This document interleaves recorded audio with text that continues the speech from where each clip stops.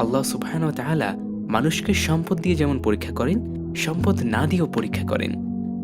যাকে সম্পদ এবং ক্ষমতা দেওয়া হয় তার জন্য পরীক্ষা হলো সে কতটুকু ডাউন টু দ্য আর্থ থাকতে পারছে।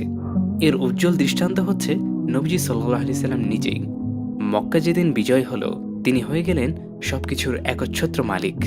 অথচ মক্কা বিজয়ের দিন নবীজি সাল্লাল্লাহু আলাইহি সাল্লাম কাবার চত্বরে যখন ঢুকছিলেন তার বাহনে চড়ে, তখন তিনি সিজদাবনত অবস্থায় ছিলেন। এটা হলো বিনয়, নিরহংকার এবং সত্যিকার মাটির মানুষ হয়ে থাকার উদাহরণ। পয়সাওয়ালাদের সাথে বন্ধুত্ব করতে দোষ নেই। যেমনি করে নবীজি সাল্লাল্লাহু আলাইহি সাল্লাম বন্ধুত্ব করেছেন আবু বকর রাদিয়াল্লাহু আনহু, উসমান রাদিয়াল্লাহু আনহুর সাথে।